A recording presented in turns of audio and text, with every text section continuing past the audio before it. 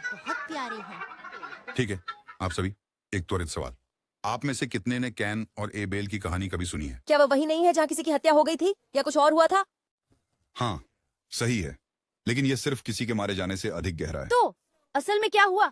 ऐसा क्या था जो इसे इतना गहरा बना दिया? अच्छा सवाल। यह सब दो भाइयों से शुरू हुआ और चीजें जटिल हो गईं। उनके नाम कायन और एबेल थे, जो पाप की दुनिया में प्रवेश करने के बाद पहले जन्मे बच्चे थे। जैसे जैसे वे बड़े हुए, उनके रास्ते करीब रहे, लेकिन उनके दिल धीरे धीरे अलग हो गए। कायन जमीन पर काम करता था, एक किसान, दृढ़ इच्छा शक्ति वाला और अपनी उपज पर गर्व करता था।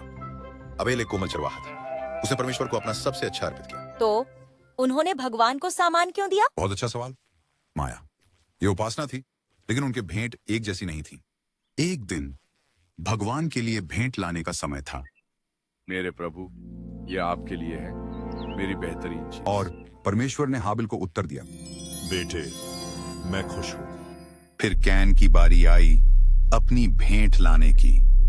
ये मेरे अपने हाथों से है, ये पर्याप्त होना चाहिए। लेकिन कुछ नहीं हुआ, न कोई रोशनी, न कोई संकेत, बस खामोशी। लेकिन पादरी लॉनी, भगवान ने एबेल की भेंट पर कैन की भेंट क्यों पसंद की? क्योंकि हाबिल जानता था कि परमेश्वर किस प्रकार की भेंट चाहता था। लेकिन क्या कैन को भी पता था कि भगवान ने किस प्रकार की भेंट मांगी थी? हाँ, कैन जानता था, लेकिन उसने चीजें अपने तरीके से करने का चुनाव क्यों किया। भगवान ने मेरा स्वीकार नहीं किया? मैंने भी कड़ी मेहनत की। परमेश्वर ने देखा कि कैन का हृदय ईर्ष्या और क्रोध से भर रहा है, इसलिए उन्होंने धीरे से बात की। कैन, तुम इतने गुस्से में क्यों हो? सावधान रहो, पाप छुपा हुआ है, इसे जीतने मत दो। अबेल सोचता है कि वह बेहतर है। वो हमेशा वही करता है जो भगवान कहते हैं। मैं उसे दिखाऊंगा कि असली बॉस कौन है। कैनीन ने हाबिल को खेत में बुलाया और उसकी जलन बढ़ गई। और जब वे वहां थे, कैन अपने भाई हेबल के खिलाफ उठ खड़ा हुआ।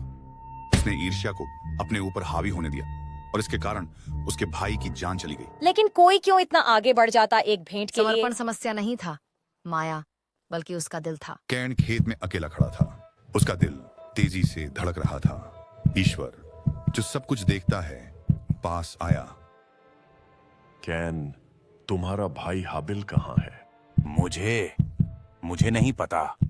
क्या मैं अपने भाई का रक्षक हूँ?